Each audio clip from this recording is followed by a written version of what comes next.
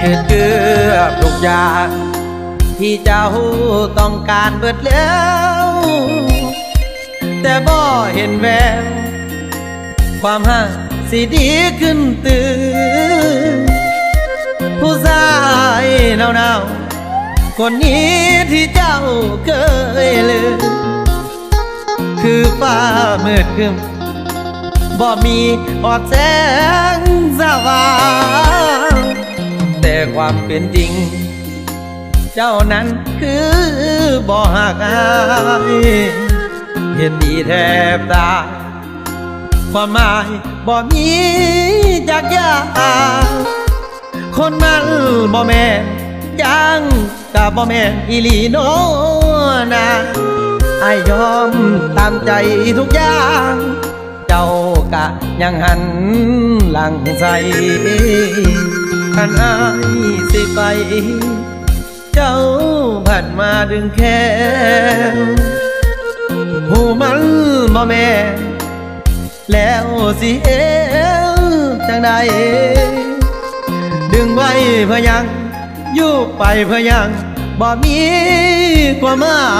ยหรือเจ้าเก็บไว้เป็นไม้กันมาสิฆ่าให้ตายอายก็คือเก่าเบิดคำที่เว้าคืออายบ่มีปัญญาเก็บไว้เพื่อยังอยู่ไปบ่มีราคา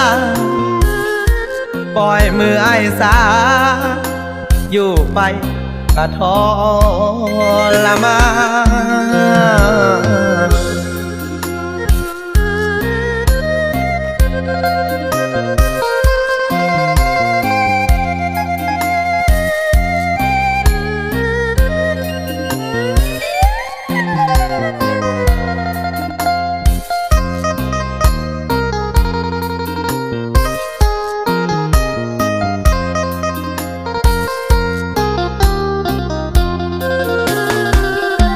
คันอายสิไปเจ้าผัดมาดึงแขนหูมันบ่แม่นแล้วสิเอวจังใดดึงไว้เพื่อยังอยู่ไปเพื่อยังบ่มีความหมายหรือเจ้าเก็บไว้เป็นไม้กันมาสิฆ่าให้ตายอายก็คือเก่าเบิดคำที่เว้าคืออายบ่มีปัญญาเก็บไว้เพื่อยังอยู่ไปบ่มีราคาปล่อยมืออายสาอยู่ไปก็ทรมาน